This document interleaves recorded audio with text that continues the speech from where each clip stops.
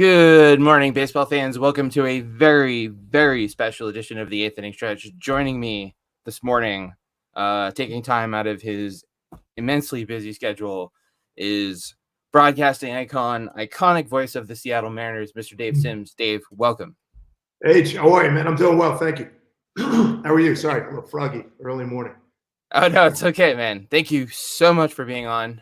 So we'll just dive right into this thing because I know you're busy. I know you got a lot going on. So we asked our fans to send in some questions for you. So we're just gonna kind of roll through these, and let's. All right. So first up, so you had a. I did some research on you. Obviously, I was reading about your career pre-Mariners. You had quite the career before you even started doing baseball. So what made you want to switch to broadcasting baseball essentially full time? Well, it's nothing to do with making a decision. Opportunity came about, and I was around. I was available. I had done baseball in '93, '4. Excuse me, and I think when was it? '04, '05, or something like that with ESPN. I loved it. I always wanted to do baseball. Opportunity presented itself. And you I took was it. asked to, I was asked to apply for a job, and I got it. I love it, man. So what made you? Was it kind of the same thing with the Mariners? How did you end up becoming the voice of the Seattle Mariners? It's basically what I just said. It's Same thing. I had been doing football, basketball. I'd done some college baseball. I'd been a newspaper writer. I'd been a sports anchor. I'd been a sports producer. I'd been a sports talk show host. And I've been sports all my life. Mariners opportunity came about when Ron Fairley retired. I was told there were some connections in there that said, hey, I know you do baseball, and it had been expressed to this person that one time when I did an ESPN game in Seattle, '93. Mariners beat the heck out of Roger Clemens in April. I want to say it was in April '93. Nice. It was one of the first games I did, and that's how the world works. I mean, the opportunity was there, and like I said, I beat out like 100 guys, I'm told. So, and wow. Here I am in my 18th spring training. I mean, and what better place to?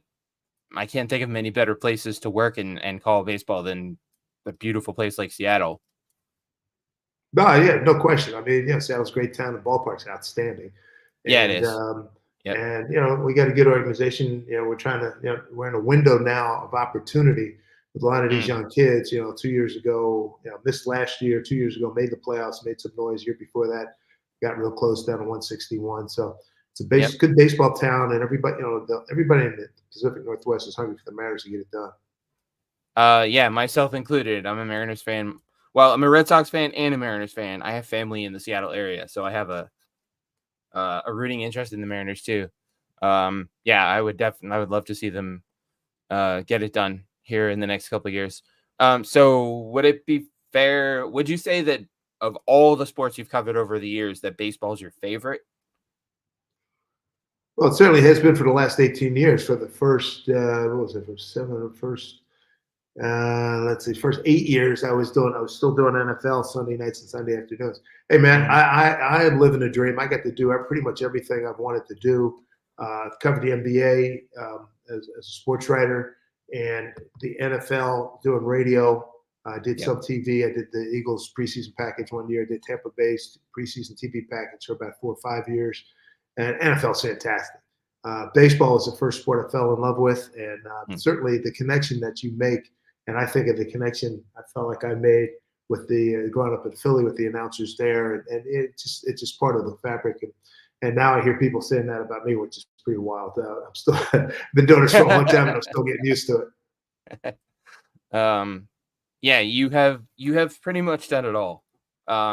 Seriously, folks, go check out Dave's resume and his website. It's thedavesimshow.com. Is that right? Correct.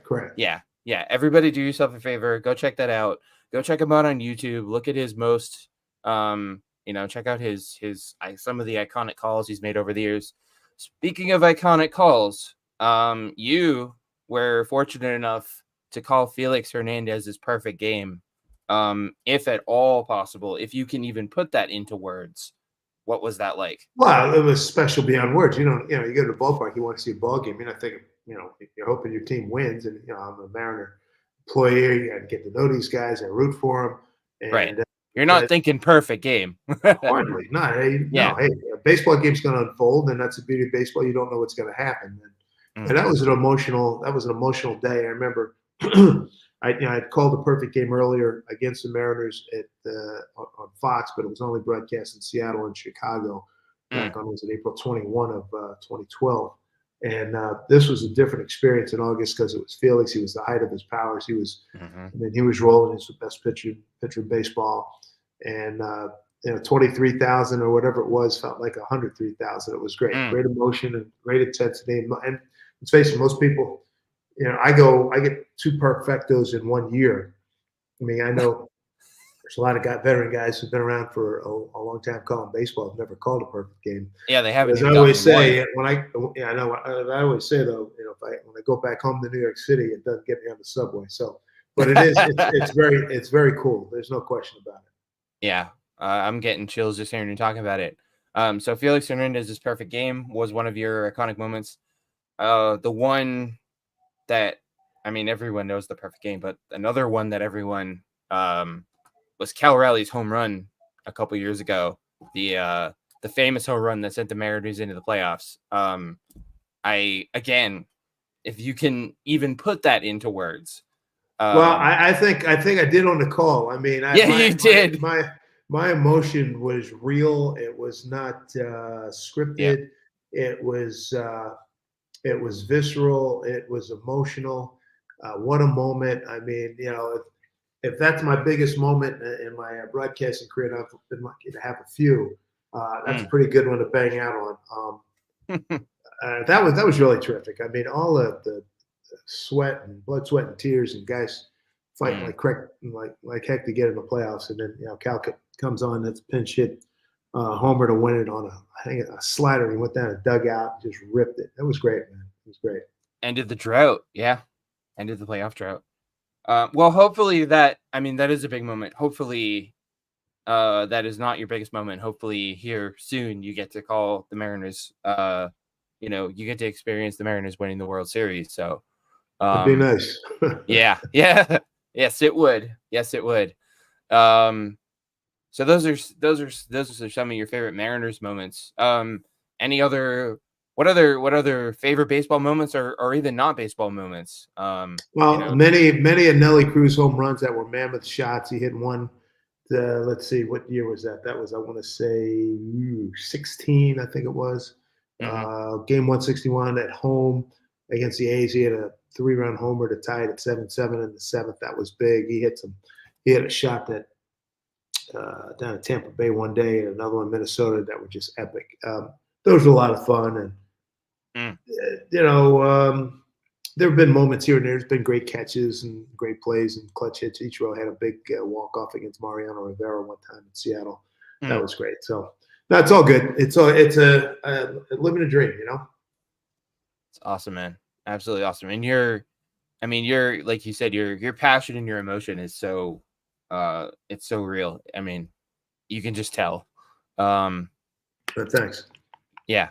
No, it's oof, I'm getting chills just thinking about. I vividly remember your call of Cal's home run. So I'm getting chills just thinking about it. So let's change gears a little bit from the Mariners to in your. So these are some of the questions that our fans sent in for you. What do you think about the way MLB free agency has played out so far this year? There's been a little controversy with Scott Boras and whatnot, but just kind of your overall impressions of how things have shaken out this winter. Well, it's a free market system, and Scott's playing it to the max, and he's trying to get the biggest deal he could possibly get for his guys. And what I like it, as a fan, what I've liked it to been a little more definitive and a definitive period. And get a lot of this stuff done. Eventually, it's going to get done. And the bad part, I think, is that if guys are missing a lot of training, maybe a couple of intense weeks of training. I know pitchers need spring training for 4 weeks. The position players generally don't need that much, but be curious to see how things work out for Snell from Montgomery. I would imagine Bellinger's in pretty doggone good shape. Ditto Chapman. So those are Right. the big four. So we'll see what happens, but that's how Scott Boras works. Yeah, that's a really good point about Snell and Montgomery, about pitchers. Um, so there's been with all this Boris drama going on. There's been talk of Rob Manfred came out and said it, talking about the having a sort of like a hard deadline for free agency. Is that something you would be in favor of? That all free agents have to be signed by this date, and if they're not, you can't sign until the trade deadline. I think ideally, as a fan, that sounds good. I'm not a lawyer, and I'm sure Oh there's a yeah, heck of an argument against that. So right right. now, I'll just wait till the powers that be settle that. That's out of my purview. I got even whatever I'd have to say strongly about that, it's not going to have any kind of impact. So um, I just move on from there. I mean, again, Okay, excuse me. fair I enough. would have loved to have seen this wrapped up, and we could be talking about a whole bunch of other things about the game itself and the players and that kind of teams. But Hmm. that's not the way it is. Yeah, it's a good way to look at it. So speaking of off season, if I were to press you to pick one team that's had the best off season this year, who's Well, your I mean, the captain? Dodgers, they got Yamamoto and they got Otani. Case Otani. closed. I mean, Yeah. and if the rest of their pitchers can hold up, Bueller supposedly has come back. We haven't seen the Dodgers yet, but Kershaw's not coming back till later. Certainly, they are a marquee team. I mean, they're the Beatles and Stones and Springsteen wrapped into one. So, um, I would say them. I know Kansas City's made a lot of inroads. They picked up some guys, still some mid-level pitchers, a couple good guys, but I don't know if it's going to carry them very far. I think right now they'd be satisfied not finishing last in the Central. Yeah. Right.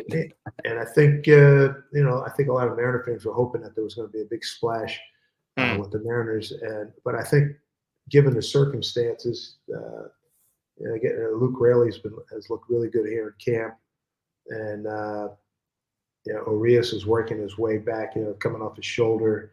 They get Haniger comes back, and you get a couple other guys that, as they continue to grow and develop, it could be a heck of a situation. Certainly, the pitching is elite, and hmm everybody talks about how it's easy. I mean, that's you think about the Mariners, you think about that rotation, which is just crazy, and that's with Emerson Hancock knocking on the door. So hmm it has a chance to be a hell of a year here. So on the flip side of that, which team to you has had the worst offseason? I'm more concentrated on the Mariners in our division. I haven't really looked quite that macro. I think I'll do that probably once rosters are settled. Uh, Mm, when we open up the season, I mean, it's at this earliest stage here, mm, it's all speculation on paper. But I'd be curious to see how guys get through spring training, get to opening day, and then mm. you can probably take a better look at that, make a better evaluation. At least from the way my line of thinking, and the way I work and what my responsibilities are. Like if back in the day when I was doing talk shows, boy, I'd be talking about this every day. But that's and we again because I used to be at WFAN and WNBC, and Sure. there's always a ton of stuff to talk about, especially in New York. Yeah, absolutely. So just kind of going back to the Mariners, we were talking a little bit about the moves the Mariners made. Where do you come down on the Jorge Polanco trade? I like it a lot. Again, he's another guy. You think of Mitch Garver, Polanco, Haniger. We say back up a truck and bring me some bubble wrap. We need to keep those guys healthy. They stay healthy and put up, and put up, maybe if you will, their average numbers. I mean, that's a lot of potential there. And finally got to meet Mitch Garvin the other day, and had a good conversation with him. Nice fellow. He's working on a whole bunch of things. Haniger's, doing his due diligence. So is Polanco. I mean, it's a good camp. Guys are having fun. They're getting their work in. And Mm. they got a chance to do something here. Yeah, it seems like this lineup, it seems like the lineup they're going to put out this year is improved over last year, and Yeah. hopefully, a lot of the stuff I've been reading has been saying hopefully the hope is because they a lot of too many empty at bats last Yeah, year. I mean, this is a group that probably, hopefully, will not strike out as much as it did last year. Right. A lot more athletic, and the depth is pretty good. It's really good, Yeah. as a matter of fact. Yeah. They struck out a lot last year. Yeah, yeah. Yeah, so here's hoping. um we talked a little bit about Jerry Dipoto earlier. We talked about the window. So Jerry Dipoto had this, did this interview and said, "Hey, our title window is open." I suspect I know the answer, but I'm guessing you agree with Jerry that now is the time for this Mariners team. The window is open. Well, I mean, we addressed that with what has happened over the last 3 seasons. Where'd you Hmm. go? What, 90, and 89 wins? I'd say the window's wide open. Let's get to the other side now. I mean, that's the key right now. And again, with this elite pitching staff, talking to people, first thing they say, "Hey man, I love your pitching, and I don't want to face you guys in a short series." So thing Yeah. now is, and the mantra is just get to the daggone playoffs, and anything can well happen. Right. Example: see Arizona last season. Yeah. Yeah. Perfect example. Just get into the dance. That's what it's all about, right? Just get to the dance and anything can happen. Yeah, So another again, these are wow, this one's okay. So changing gears again a little bit real quick. Um our fans want to know how you feel about the current state of MLB with all the rule changes, the pitch clock, the balanced schedule. As a fan, well, I mean, you obviously have opinions as a broadcaster and as a fan, but as a fan, how do you look at all the changes MLB's made over the last couple of years? pitch Have clock, love it. Widen the runners lane at first base, like it. Check mark that. Mhm. Playing everybody. I like the fact that gives you more marketing opportunities. You can it's certain cities that would never see an Otani, every other year now they're going to get a chance to see him and all the stars. So, no, I Yep. like it. And I get it. It's a new age. I mean, I grew up in the 50s and 60s where you had the American League. You win that league, National League win, you play the World Series. Different time. I get it. Mhm. Um, and I do like the fact that more teams are in the playoffs, and that keeps interest all the way through to the end of the season, as opposed to like if you're out of it August 31, a check please, you throw it, I'm out, and Yeah. so you don't have to really worry about that because everything goes down to the last couple of pitches. So I'm good Yeah. with that. And the pitch clock, I think, quit messing around. Let's play the game. It's an entertainment vehicle. Let's get the ball in play. Let's get the ball in action. Let's make things happen. Not, guys standing around scratching and adjusting batting gloves. Let's go. Let's play. And it's a competitive market, the sports entertainment dollar, and the NFL is dominant. And I'd like to, like baseball, to get back into that same realm where it's so ingrained in the consciousness of sports fans. Sure. Yeah. Every time I think pitch clock, I think of I conjure up this image of Nomar Garcia Parra, the gloves Oh yeah, and absolutely. Yeah, yeah. the Unacceptable. Good yeah, guy, but good unacceptable. guy, Yeah. yes. Oh man. Um so you mentioned the expanded playoffs, of course they added the extra wild card spots a couple years ago. But there was some talk last year when the teams like the Braves and the Dodgers were, they won 100 and whatever games and ended up losing. There was some talk from uh there was some talk from those teams, and there was some talk from fans of those teams that, hey, being one of the top two seeds and having to sit around for that first round is not, they're not a fan. I don't know about you, but I don't. It's in a perfect world. What can I tell you? You win 100 games. You think you're going to, once you get into playoffs, you get a little bit of a blow, and you got to perform. They didn't, and that's going to happen. And that's what we are just talking about. Anything can and will happen.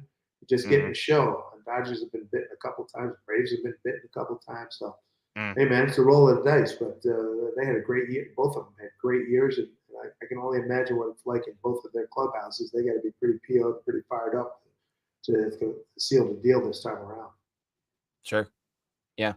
And the other thing, MLB, you were talking about MLB sort of, hoping that it gets back into the consciousness of sports fans and sort of back to, um, a little bit more of a prominent position. But part of that, to me anyways, is going to be the young talent There is an embarrassment of riches of young talent in MLB right now.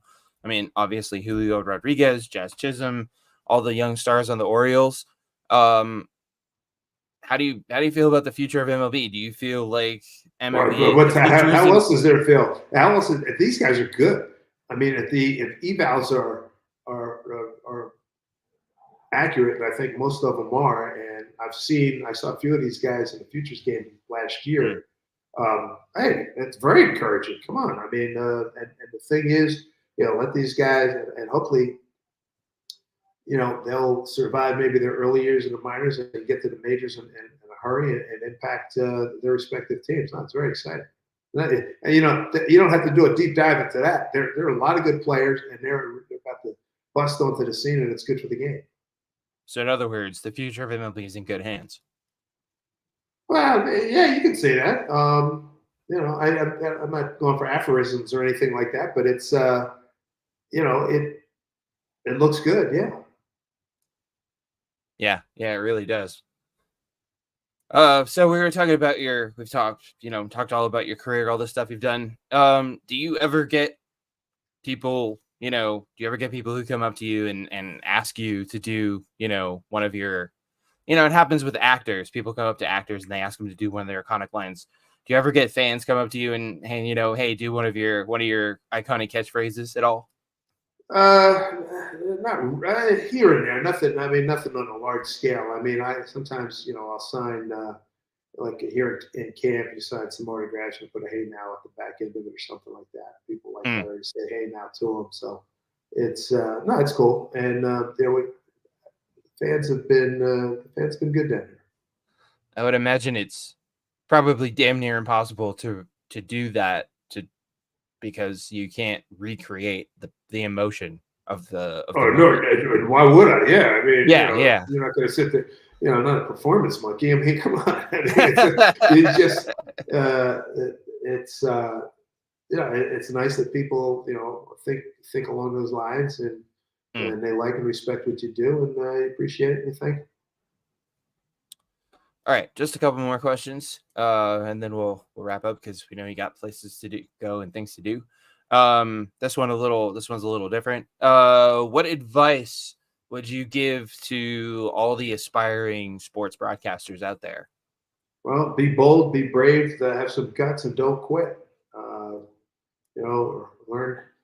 Make sure you have a great grip on the English language. If you're going to get into baseball, boy, if you speak Spanish, that's a plus. Mm, Um, know how to tell a story, know how to deliver a story, speak clearly, know how to enunciate, know your English language, and be confident. The other thing I tell kids, guys in college, I said, hey, man, get involved with the theater department because in terms of mm, being able to be comfortable in front of people and knowing material and being able to present it, the theater people I have so much respect for actors and what they do. And I always thought if I could memorize script as well as they do, I'd have been an actor too because I'm comfortable being in front of crowds and that kind of stuff. But mm. that's really going to be that's really important as an announcer. You got to be confident in yourself, your sound, your look, and what you say and how you say it. That's yeah, that's great advice. I I never would have thought of the theater department, but yeah, that makes a ton of sense. Yeah, Um, and you don't have to be the lead. I mean, and I said right, even if you're just pulling cables, you're right. around people and you're watching people rehearse, and you pick up stuff here and there, and Mm-hmm. you add it to your package. Sure. Yeah. That makes perfect sense actually. All right. Last but certainly not least, save the biggest one for last. I'm gonna put you on the spot a little bit here. Give the ladies and gentlemen, give us your World Series pick for 2024. Oh, jeez, I never thought about that. Uh, well, given that what Arizona did get to the World Series, boy, you're almost afraid to pick a favorite. Mm, Go out on a limb. I don't know. I think Atlanta, Philly, and the Dodgers are the big boys in the National League. The American League, Houston, I include the Mariners in group: Houston, the Mariners, the Yankees. Hmm. Who else? Baltimore, obviously. So Okay. out of that group, somebody out of that group Out of of that group. I don't know how many teams, 7 or 8 teams. Somebody's going to come out of there. I'm not big on picks. I stopped doing picks a long time ago. I don't. It's just I don't want to. I don't have the bandwidth anymore. I don't have that kind of interest. I just like the season. I want to watch the season play out. See I'm what not a happens. gambler. I don't bet on. Hmm. I think I watch the only horse races I watch are the Triple Crown. I don't gamble anything. I just let it play out. Let's see. Let the narrative Let's see what speak for happens. itself, and go from there. That way, it Well, takes a lot of pressure. I don't need the extra angst, the anxiety. I don't have to carry any of this around. Oh, my team's not doing well. I don't right. care. I'm not into fantasy football, baseball. I mean, I like talking to guys about it, but I have no interest. I'm a Mariner broadcaster. I want the Mariners to win. Full Mm-hmm. stop. Good night, everybody. Nice. Well, there you have it, ladies and gentlemen. The one, the only, the iconic Dave Sims. Legend, I don't think is too much of a stretch. The iconic voice of the Seattle Mariners. Dave, thank you again so much for taking time out of your busy schedule this You bet, morning. man. I know I thoroughly enjoyed this. I know our fans thoroughly enjoyed it. And yeah, we'll let you go and go Mariners. You bet. Go Mariners. Hey now. Catch you later. Be good.